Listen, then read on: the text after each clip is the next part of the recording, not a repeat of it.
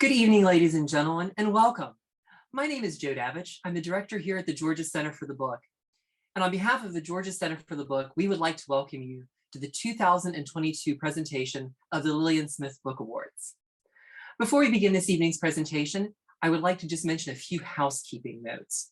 If you'd like to ask a question to either one of our guests this evening after the formal presentation has concluded, please do so by using the Q&A feature.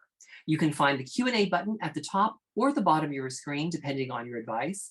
Please click on that and then type your questions in and we will answer them in turn. Also, we've enabled the closed captioning feature for our hearing impaired guests. You can find the CC button at the top or bottom of your screen. And if you click on that, you can adjust the font size to meet your needs. I'd also like to thank our many sponsors of the Lillian Smith Book Awards: the Southern Regional Council, the University of Georgia Libraries, Hargret Rare Manuscript and Book Library, DeKalb County Public Library, and Piedmont College, who will all join together along with the judges to select the two winning works we are featuring this evening. Works that, like Lillian Smith's work most of her life, demand equality, seek justice, and foster understanding. Each of our winners this evening received a hand-blown glass trophy created by Nate Nardi of Decatur Glass Blowing that features the Lillian Smith book logo designed by Jerry Wilson. Right now, I would like to turn our program over to Charles Johnson, chair of the Lillian Smith Book Awards, to tell you a little bit about the award history and Lillian Smith. Charles? Good evening. I'm Charles Johnson, president of the Southern Regional Council. And on behalf of the council and its partners, I want to welcome you to this 54th annual and third ever virtual presentation of the Lillian Smith Book Awards. Let me begin by providing a little context. In the years just after the Second World War, when others were charting a cautious course on racial change and calling for a more humane treatment within a segregated system, it was Lillian Smith who, nearly alone among her colleagues, boldly and persistently articulated an entirely different vision of a completely desegregated South. And following her death in 1966, the Southern Regional Council established an award in her name to recognize authors whose work carries on the tradition of Lillian Smith, work of outstanding literary merit and high moral vision, which honestly portrays the South, its people, its problems, and its promise. For the last several years, this award has been presented as a partnership between the Southern Regional Council, which established the award, the University of Georgia Libraries, which house the Lillian Smith papers, the Georgia Center for the Book, which presents the Decatur Book Festival, and Piedmont College, which operates the Lillian Smith Center in Clayton, Georgia. Now, there are many people who have a hand in bringing this event to you every year, but I want to bring special acknowledgement and recognition to our heroic and distinguished panel of jurors who worked their way through the 59 books. And say it again, the 59 books that were nominated this year. They are from the University of Delaware, Minion C.K. Morrison, from Tennessee State University, Melvin Johnson, from the Board of Regents of the University System of Georgia, Merrill Pinson, from the Atlanta Fulton Public Library, James Taylor, and our chair from Clark Atlanta University, Mary Twining Baird. Won't you please join me in thanking our jurors for their heroic service. Now, this year's award recipients are very much in the tradition of our previous honorees. Maya Bay is the Roy F. and Jeanette P. Nichols Chair in American History at the University of Pennsylvania, where she studies American and African American intellectual and cultural history. In her book, Traveling Black, A Story of Race and Resistance, she goes back to the sources with some basic questions. How did travel segregation begin? How did it move from one form of transportation to another? And what was it like to be caught up in its web of contradictory rules? In addressing these questions, Traveling Black upends our understanding of Black resistance, documenting a sustained fight that falls outside the traditional boundaries of the civil rights movement as traditionally defined and explains why the long, unfinished journey to racial equality so often takes place on the road. Jocelyn Nicole Johnson is a veteran public school art teacher. Her writing has appeared in Guernica, The Guardian, and elsewhere. Her book, My Monticello, tells of a diverse group of Charlottesville neighbors fleeing violent white supremacists. Her characters seek out home as a place and an internal state, and united by the relentless struggles of these characters against reality and against fate, My Monticello bears witness to this country's legacies and announces the arrival of a wildly original new voice in American fiction. So you've heard enough from me. Let's hear from our honorees. Without further ado, I present to you Maya Bay, recipient of a 2022 Lillian Smith Book Award for her book, Traveling Black, A Story of Race and Resistance. Thank you. I want to start out by thanking the jurors and the many sponsoring organizations. This award is an honor. Lillian Smith is someone I've long admired. The principles that she supported, as well as her writing, are something that I've admired for a long time. So it's a great honor. What I want to do over the next 15-20 minutes is just kind of give you a brief overview of my book. And I'm going to show you some pictures because part of what I found about studying the history of traveling Black, the history of how Blacks negotiated various forms of transportation, is that a lot of it is sort of technology that some of you may remember, but others of you may not. And it presented all kinds of spectacles that I really had to dig down and see with my own eyes. So I will start there. So just quickly, Traveling Black explores the intertwined history of travel segregation and Black struggles for freedom of movement, which I found to be really central in African American history.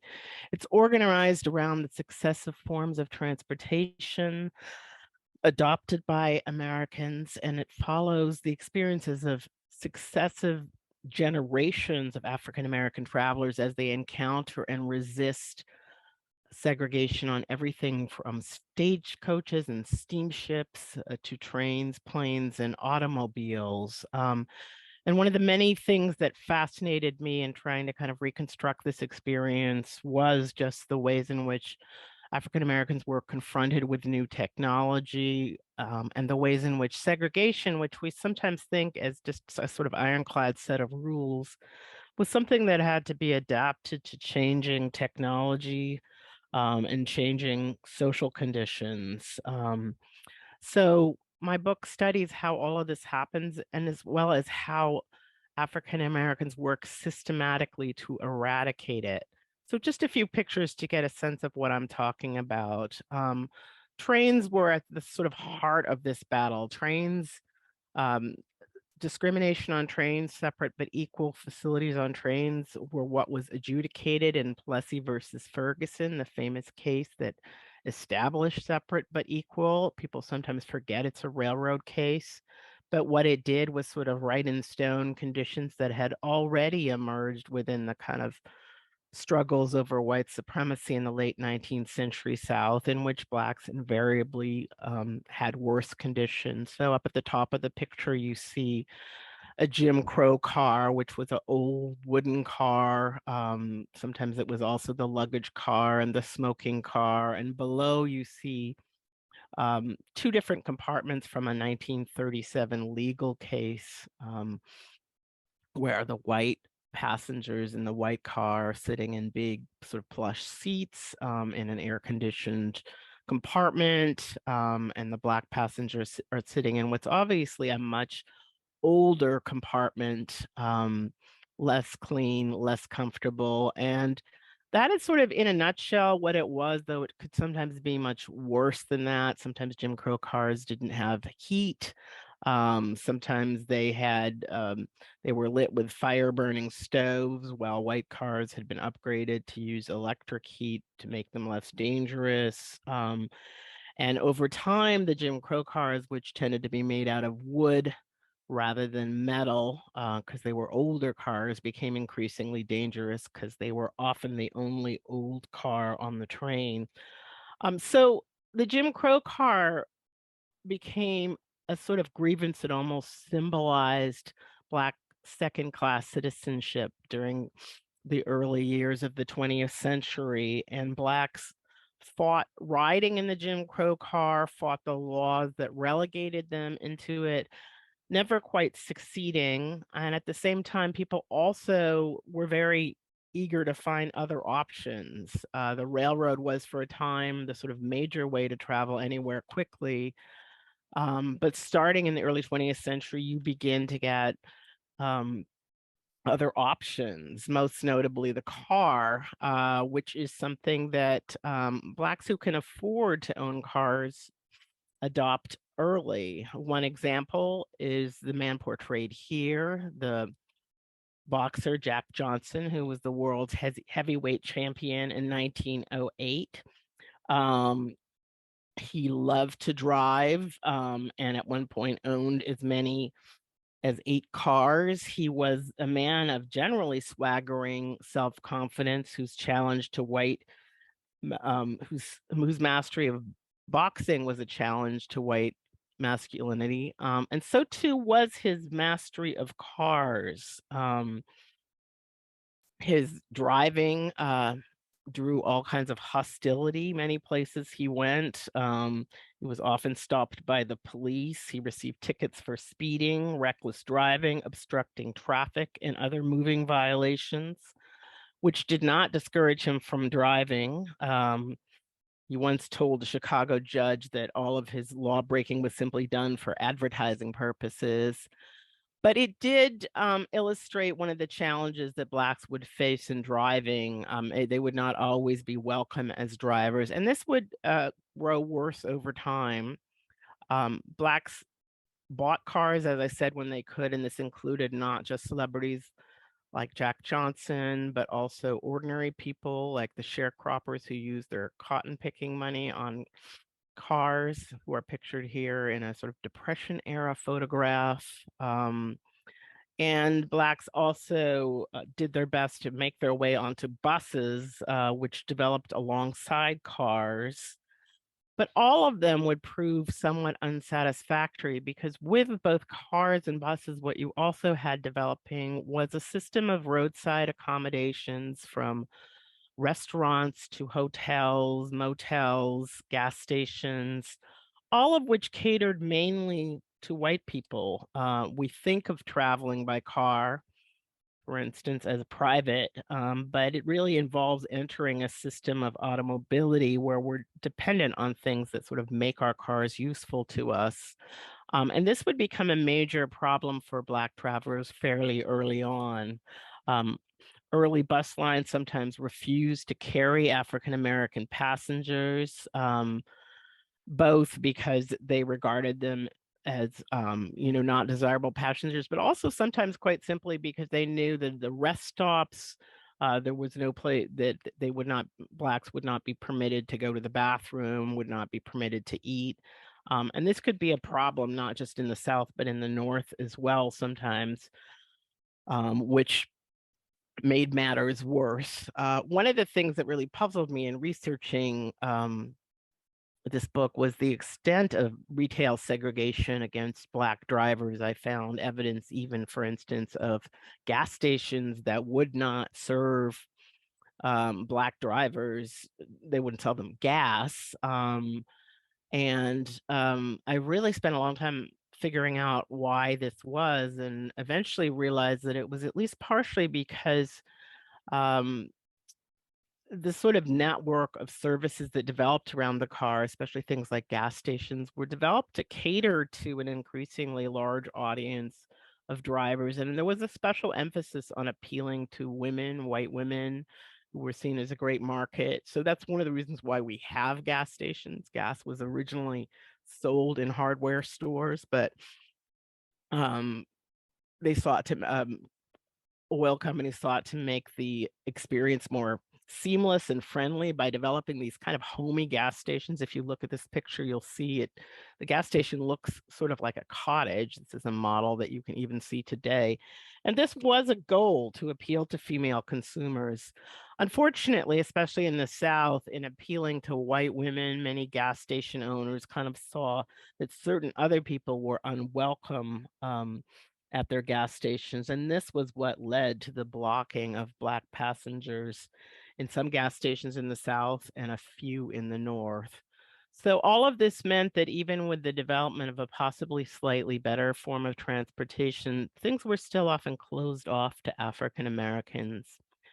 Um, you see that in some of these guides that you guys may have heard of in recent years, such as the Green Book. These guides were really designed to allow Black drivers to negotiate this often unfriendly retail atmosphere. Um, they had specific information about where you could stay, where you could eat, where you could get your car serviced. And many people testified that they were really sort of crucial to traveling successfully. But I also found that some drivers who used them ended up being dissatisfied. They were not always up to date. They did not really save people from all the potential dangers. Their ads were in part advertising, and you couldn't entirely rely on them or entirely make good choices from them. So they didn't entirely eliminate what over time grew to be the worst of what Black drivers faced, which was kind of uncertainty about where they could stop and stay, how they would be treated in particular places. And Blacks instead often kind of relied on a kind of more informal network, talking to people who had traveled places and otherwise hope for the best. The best was not always what they got, and the book tells a lot of stories of sort of journeys went awry. And unfortunately, this could happen in the air as well. This image is a sort of early imagining of how Jim Crow might move itself to the air. It comes out at a time before anything like commercial flight. But it kind of shows you how the segregation of transportation has sort of firmly fixed itself in the imagination of Americans and also people abroad. I think Puck is a British publication. Um, and this intrigued me, and so did the whole subject of flying while Black, since I hadn't read anything about it and wasn't quite sure I could write about it. But when I did research, I did find that there was, in fact, a variety of forms of segregation and discrimination people experienced in the air. I think I'm getting ahead of myself. People would people were initially Black who wanted to fly were initially sometimes blocked from flying. Subsequently, by the 1940s, a segregated seating system evolved in which Black passengers were often relegated to particular seats. And while that was challenged in the courts in the early 50s, Black passengers also encountered all kinds of forms of segregation on the ground. Ella Fitzgerald, for instance, was bumped off a plane in Hawaii. Blacks were often the first in line for kind of disruptions while flying. And while it might seem enjoyable to be stuck in Honolulu, she actually missed her concert in Australia and ended up suing and winning after this experience. For most Black passengers, these kind of disruptions were not something that they sued over, and they were also could be terribly inconvenient because there were many airports that did not have any restaurant facilities for Black passengers, especially in the South. So people who got stuck in the airport could be very, very uncomfortable. They also had things like colored restrooms, which you can kind of see. It's a little bit dim in the right corner of that, right in front of the car rental signs, you see the colored restroom signs.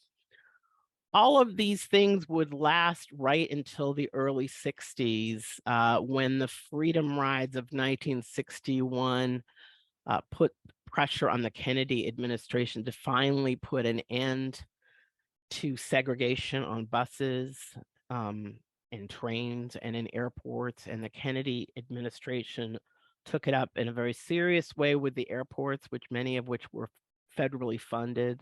At that time, you also had freedom flights, which many people are unfamiliar with, but this is one from a group of ministers who were returning from the freedom rides and decided to challenge segregation within the airport at Tallahassee. So all of this, the book documents how this all comes to an end and the struggles required to end it, which were not just in the courts, but also often on the ground. There was sort of a sustained battle against segregation on transportation that basically lasted as long as those forms of transportation exist. I end by asking people to really think about the ways in which segregation and discrimination on transportation is really entirely gone.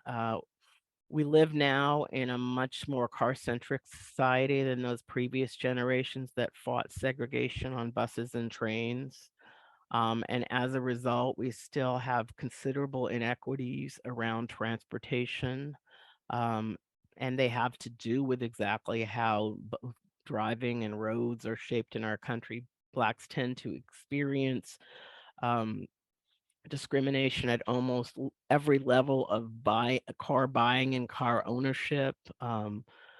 Blacks and Hispanics are most numerous among people who don't own cars in the United States and experience negative consequences of that, especially in circumstances like the natural disaster that took place in New Orleans during Hurricane Katrina. There was no real provision made for people who didn't have cars, and as a result, most of the people left behind in New Orleans were Black. And then, of course, we have the sort of constant shame of our day, things like police stops, which again tend to target some people more than others. So I would just close by emphasizing that transportation remains a real site of inequities in our society. It's a sometimes invisible thing, especially for those who don't experience those difficulties, but it's something to think about as you move around the world. Thank you very much. Our thanks to Maya Bay, and again, congratulations. It's now my pleasure to present to you Jocelyn Nicole Johnson, recipient of the 2022 Lillian Smith Book Award for her book, My Monticello. Hi, everybody. That was fascinating, Mia. That was really interesting. And I hadn't thought about airplanes in particular and just all the little steps that it takes to get us somewhere and all the care and work that people have done to do that. So really, really fascinating. And I love the pictures. I'd like to just start by thanking the judges of the Lillian Smith Books Award also for highlighting My Monticello, and also the Southern Regional Council, the University of Georgia Libraries, DeKalb County Public Library, love the libraries, the Georgia Center for the Book, and Piedmont College, and anyone else who made this award, who makes this award possible every year. It's really an honor to be recognized for writing about the American South, especially in a way that carries on Lillian Smith's legacy. And by that, I mean shining a light on racial and social inequity and proposing a vision of justice. Smith's example is needed as much today as ever. And what I mean by that is it highlights that all of us, whatever our identities, should and must advocate for social justice, racial equity, and revolutionary environmental reform. So all the stories in my debut collection are set in Virginia, and they center Brown and Black people who are thinking about home and longing and belonging. And since this is a work of fiction, I'm going to read a short bit from the inaugural story in this collection. This is a collection of short stories, and the first story is called Control Negro, and it's my dad's favorite. This is a story of a Black professor named Cornelius Adams, and I say that he's a Frankenstein-like father because he's running a secret social experiment on his only son in order to test America's promise. He wants to see if, given the right conditions, if his son is smart enough, decent enough, composed enough, will his son not only be spared racist violence, but will he also have access to life and to liberty? So I'm going to read just a page or two from Control Negro towards the middle. This story takes the form of a letter, so father writing to son. Everyone has an origin story, and this is yours. You began as a thought fully formed and sprung from my head. No, you were more like a determined line of questions, marching all together toward a momentous thrashing. It was 1985, years before you were born, and I'd just come to work here on this campus. Mother died at the start of fall semester, her body inundated with cancer, undiagnosed until she had passed. Numb, I traveled south to bury her, missing the initiation of my own first classes, returning as promptly as I could. I was only away for a week and a day, but a cold snap had scattered leaves onto the great lawn. My first afternoon back, I walked over to my office and was straightening the objects of my desk, my shirt sleeves rolled up, my back to the door. A man walked in and he startled when I turned to face him, so I startled too. He was, I learned a few minutes later, a senior colleague from my own department, history. He'd been away on sabbatical and come to my office to welcome me. Sorry, he said, I'm looking for Professor Adams. Do you know where I can find him, buddy? I realized what was happening a moment before he did and forced myself to laugh, to try to put him at ease, though I fear my laughter came out a strangled sound. You see, he'd mistaken me for one of the evening janitors. But then, the next week, I stood before all my bright young students. For the first time in a long time, I felt, if not settled, then at least situated. Soon after, in a morning seminar, I remember feeling hopeful as I collected an early set of in-class writings. Our topic, 19th century thinkers. I discovered a hand-drawn cartoon among the shuffle, no name in the corner. Passed in on purpose or by accident, it was hard to tell which. It was nothing really, just a single frame of itchy graphite titled Irony. Within its borders, a history professor leaned over a lectern, looking quite like me, same jacket and bow tie, except with something primitive about his face. A thought bubble hovered over the room of students. Darwin taught to men by an ape. It's nothing, I told myself as I walked back to my apartment that evening, though in truth I felt tired. What does it matter, I remember thinking. What does it matter how much I achieve, or how clearly I speak, or how carefully I conduct myself, if the brutal misjudgments remain regardless? What if even here, they cannot bring themselves to see me, and instead see something oblique reflected where I thought I stood? Mother used to tell me, work hard, Cornelius, work twice as hard and you can have something. But there I was, a grown man, wondering what it was I could have and what would be forever withheld. What I needed, it occurred to me then, was to watch another man's life unfold. A Black boy, not unlike me, but better than me, an African American who was otherwise equivalent to those broods of average American Caucasian males who scudded through my classrooms. ACMs, I came to call them, and I wondered how they would measure up with this flawless young man as a watermark. No, it wasn't them exactly. I wanted to test my own beloved country. Given the right conditions, could America extend her promise of life and liberty to me too, to someone like me? What I needed was a control Negro. And given what I teach, it wasn't lost on me, the agitation of those two words linked together, that archaic descriptor clanking off the end like a rusted shackle. Those words struck in me, and from them you grew. So I'm going to talk a little bit more and then I'll end with one more reading. I heard somewhere that this collection, My Monticello, is the first fiction selection to win the Lillian Smith Award in some time, which is, again, a huge honor. To my mind, fiction can play a really important part in shaping the stories we tell ourselves about who we are, what we mean to one another, and about our responsibility to our ailing home planet. Some fiction lets us ponder the realities of the past so that we, as readers, can feel the past in our own bodies. Some fiction can expand our view and offer possibilities of the future.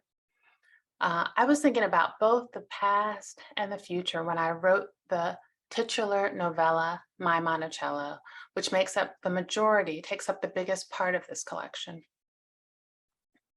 I started to write the novella about 1 year after the Unite the Right March, which took place in Charlottesville, Virginia, where I live.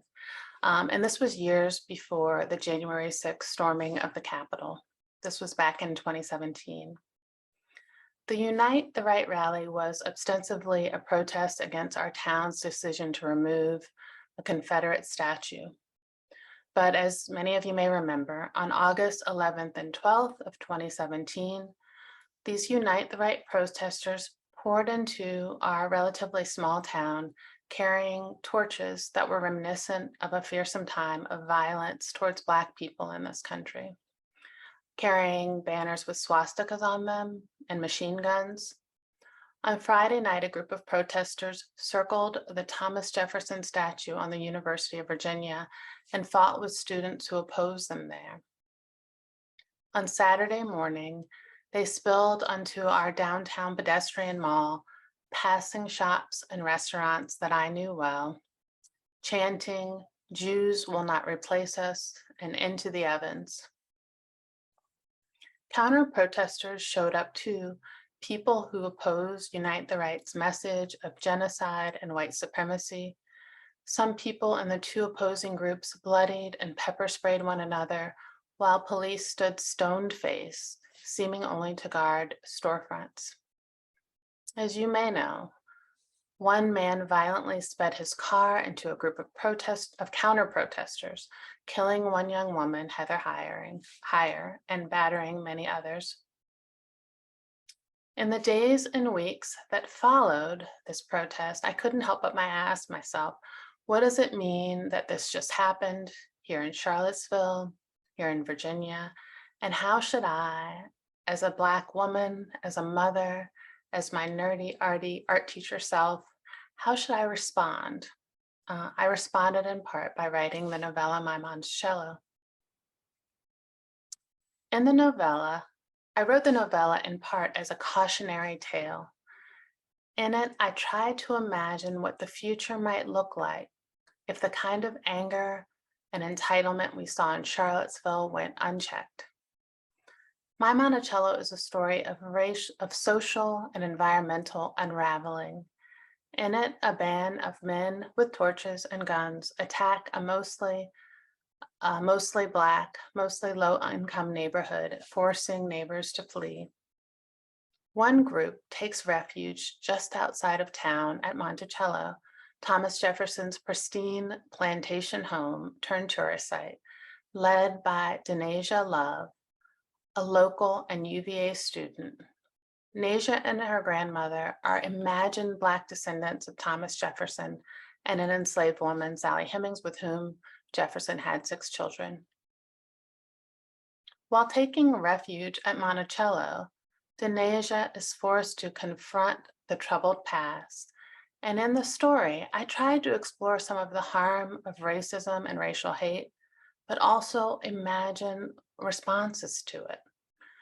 For Nasia and her neighbors, there are no easy answers. Still, they oppose the men who set fire to their homes by binding themselves to one another in community. One hope I have in sharing this book is to invite us to think about the past and present in relation to the future. I've come strongly to believe that even massive systems of harm, like racism, are made up of a million small gestures that get codified into law and culture. And that part of defeating these same systems of harm will be in our gestures, the way we carry those values of equity and justice, not just on a banner, not only on a banner at a protest, but also into our day-to-day choices. In this way, you make my future and I make yours, and for good or for ill. And together we are right now making the future. I'm going to end with another reading from the beginning of the novella, My Monticello, and thanks in advance for listening. I hope you enjoy it and check out these stories.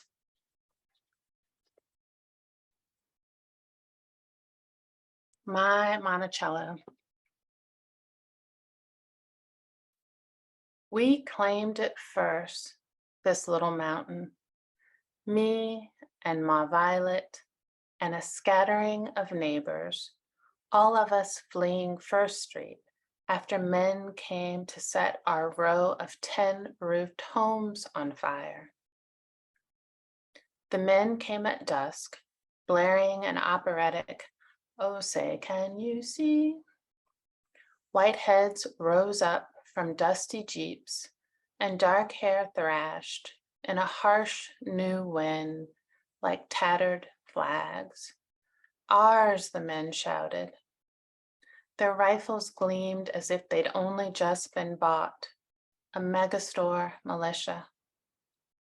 Through a hasty breach in my Violet's blinds, I even saw a boy among them, blonde and sneering in a pickup window. Men leapt from back seats, sprang out of truck beds, and rushed towards the faces of our homes. White hands clutched metal canisters, swung torches, spilling flames. Bright shouts, the rising haze of smoke, all that and more rousted us out. From our patchy front yards, we saw bodies blur as some of our neighbors charged forward to try to stop them. We saw a teen struck with the butt of a rifle, his temple spraying red. A toddler flailed, diapered and clinging to its mother's hip as she sank knees first to the sidewalk.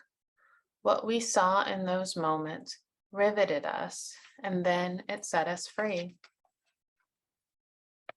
No plan of where to go until my eyes landed on the short jaunt bus parked along First, cloaked in its skin of stars and stripes. Ma Violet used to ride those small city buses, which catered to seniors and folks with disabilities. This particular jaunt had sat out front for weeks, abandoned like so many vehicles ever since the grid went down.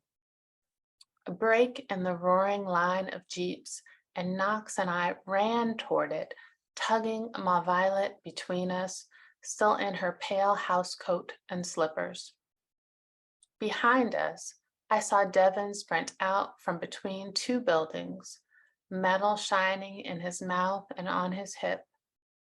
His twin cousins followed, the three of them gesturing wildly, drawing the armed men's attention.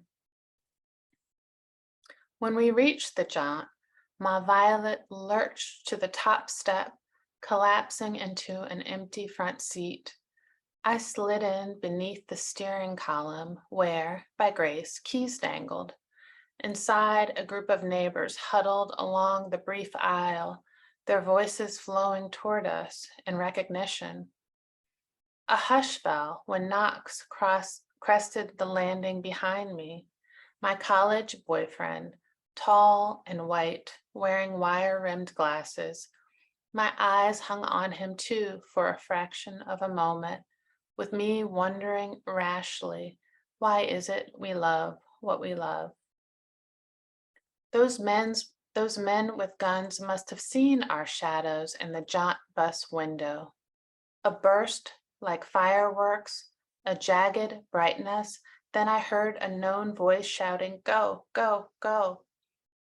It was Devin's voice. He and the twins had shot back at the men as they made their way to us. They jumped onto the bus, and I stomped on the gas, gripping the steering wheel so tightly that my palms ached for days. We did not so much peel off of First Street as fly away. That was the night we came and claimed this place, if not first exactly, then first since this dark new unraveling, when everything's been set free again, the way I see it. Not to mention our original due, denied, dismissed, but still there teeming in our blood, at least in Ma Violet's and in mine. So I'm going to end there. Thank you so much for listening, and thank you again for highlighting our books tonight.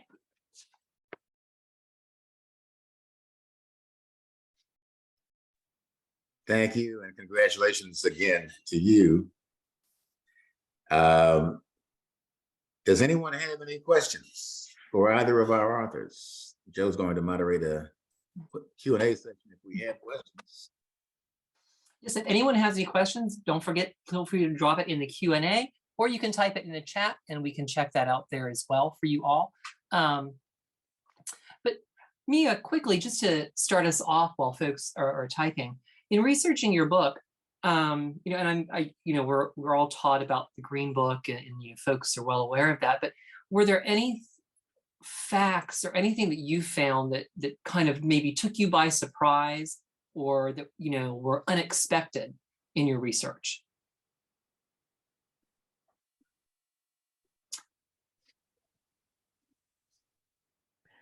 Yes, I felt like I had a big surprise each chapter, things that I just didn't expect. I was surprised to find out, I referenced them briefly, what Black people used to actually call Jim Crow train crashes, which would be train crashes in which virtually everyone who died was in the Jim Crow car.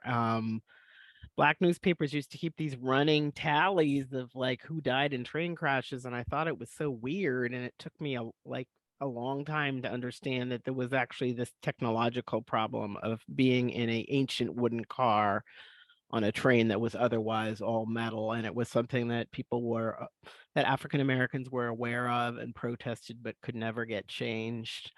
I was surprised to find out about forms of segregation on planes and in airports. I was surprised to find the central role that the war on drugs had in really making African Americans the target of police searches of cars. So there was a lot that surprised me.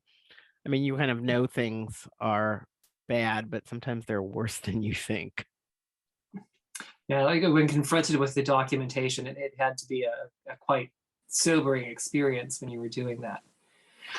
Jocelyn, I always love to ask this question of authors when particularly they're working with short stories, which is such I think a great form. How do you approach writing a short story, and what influences did you have to take up using that particular form for this book? So I have always been drawn to short stories. I actually think when I was very young, I went to the Young Writer Workshop at UVA when I was 16 or 17. They have this great program that still exists. It takes place on Sweetbriar College now. And I took, this was a while ago, and I took a class on microfiction. So this idea of making every word count and having a story that maybe is a tip of the iceberg, but we can experience a whole world through it. We're going to see this little slice of it, but it's going to give us the rest of the world.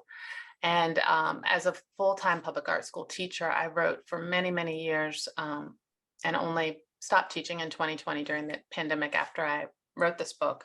So writing short stories was accessible in a sense because I was able to draft. Short stories aren't easier, but they're different. You can draft the whole thing in a sitting. You can work in the summer and get a draft of something and then work on it over the year when you're doing all the other things that public school teachers and other teachers also do.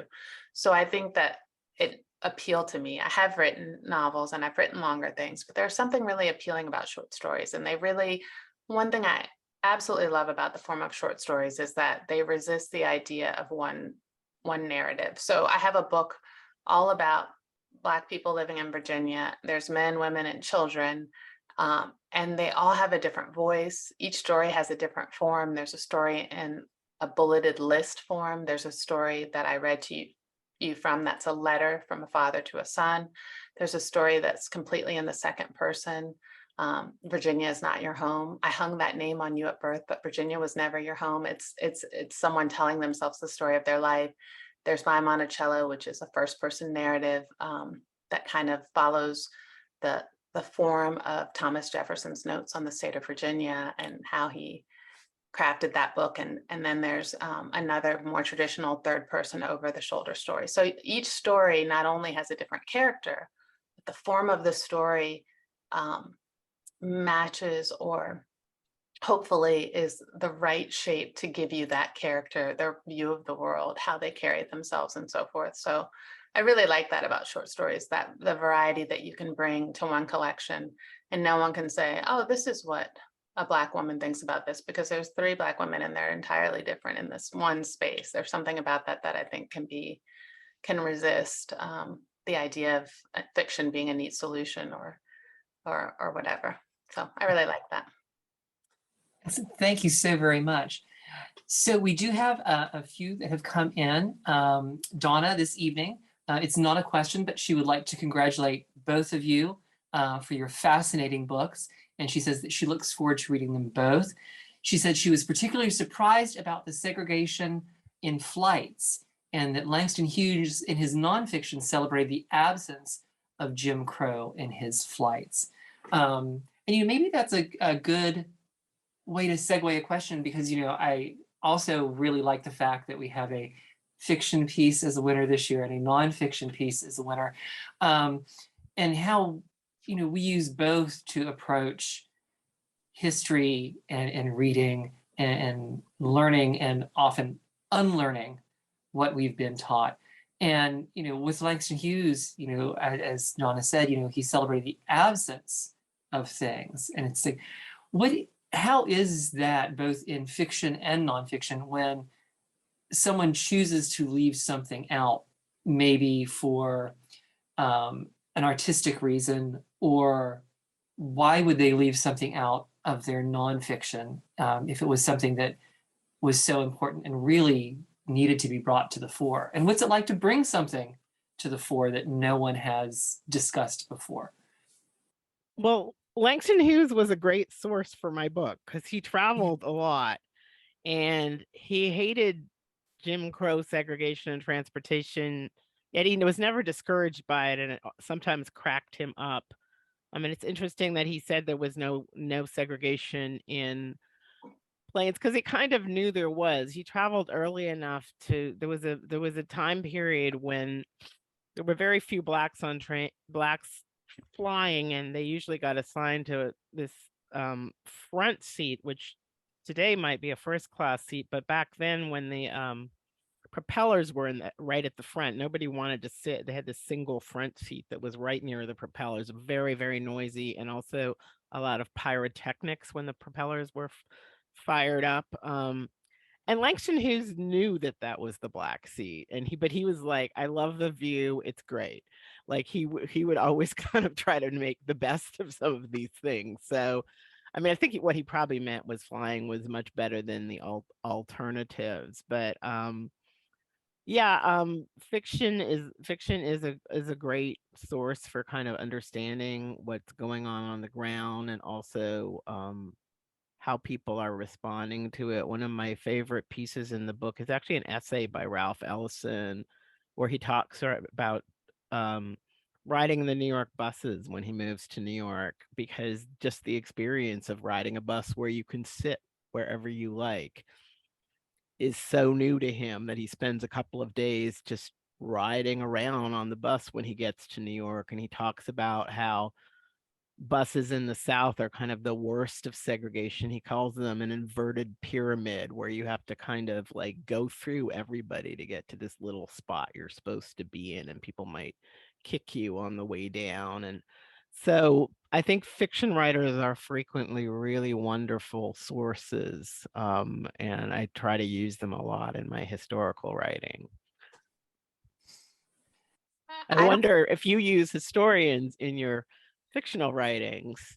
usually, well, first of all, you talking about just those moments completely blows my mind, because it makes so much sense. And I think often when we think of segregation in the past or Jim Crow, when I hear my parents' stories, it's always the small things and the way that this way of being filters down to the moments of all the things you do that really hit you, not necessarily the cross burning in the yard, but just how did you access getting from one place to another? It's such a simple thing, and that lens makes perfect sense. And yet I've never heard anyone focus on it just unto itself. So it's really quite brilliant. For me, I usually don't have to rely on history, but in this collection, I did more, especially with the Monticello piece. Often I'm relying on, I'm writing about people who live in the time within which I live, contemporary times, so I can really know the world as they know it, and they're in the world that I know, or I can at least imagine, or it's at the edge of what I know, or it's a story, a family story that I've heard. But in this piece, I had to think about Monticello. I had to think about the history of Monticello. I wanted to be mindful of the factual pieces in the story, even though it's set in the near future. I definitely wanted the things that I stated about the history of the place to be as factual as possible. And so I did read a little bit. I did, as I said, even just reading Thomas Jefferson.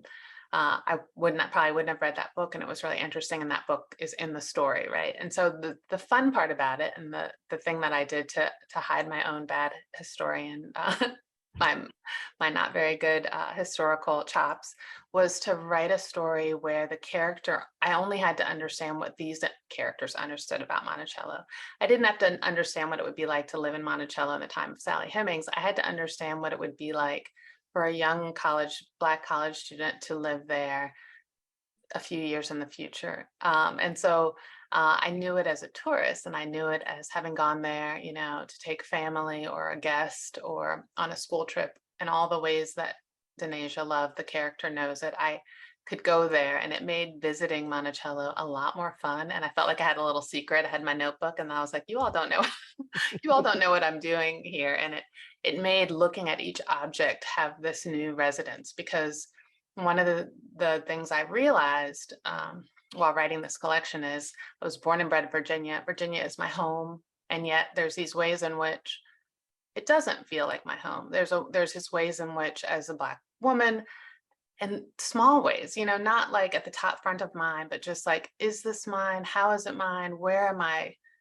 careful around it or reticent around it?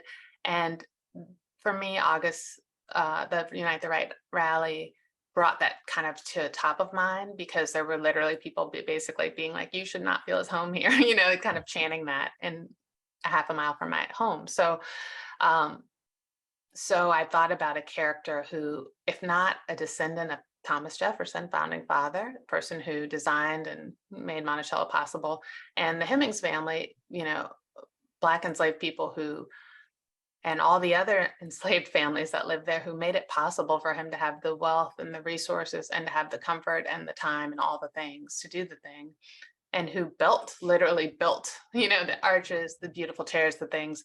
If not a descendant of both those people, if she doesn't feel at home there, who should? Who should feel more at home there than this character? And yet she doesn't. And that, I think, is an experience a lot of Brown and Black Americans might feel going to a place like Monticello. And so yeah, that was a very circuitous answer, but I did think about history, but I thought about it in this very of the moment way. And it really made me recognize and think about how much history shapes the very small moments of what we have now, why roads are where they are, why we travel the way we do, why we feel comfortable. All these things have a history to them, and they're just often unseen.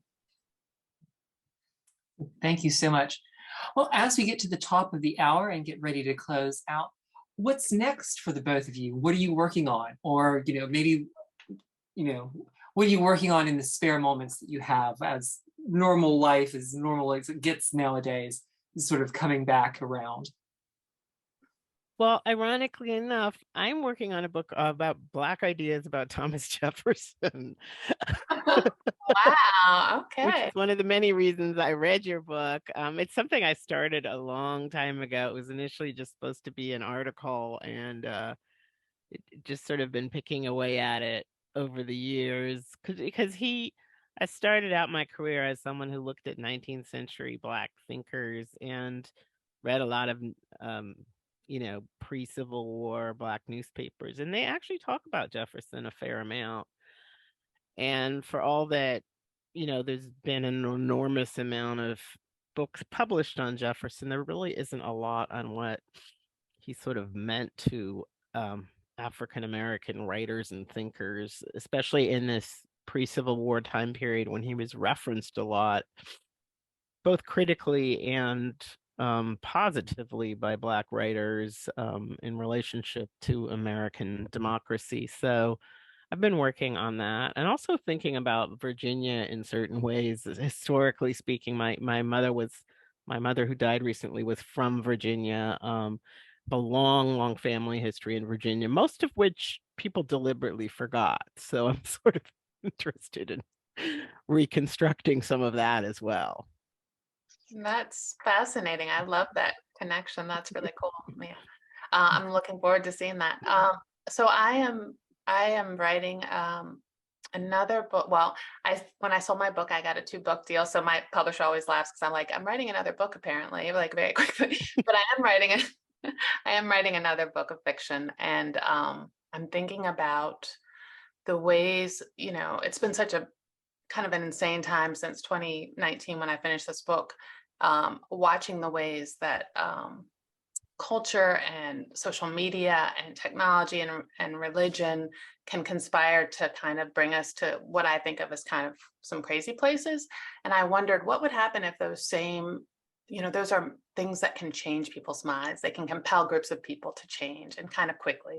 And so I was like, what if we could use those things to help solve problems I actually want to see solved? Like, what if, that fervence was directed towards us helping to solve climate change, for example? So I'm thinking about in this story about the ways in which we can respond and change and to kind of serve one another, and to kind of create community with one another, and to kind of make our home planet a livable space. So that's something I'm excited about and thinking about.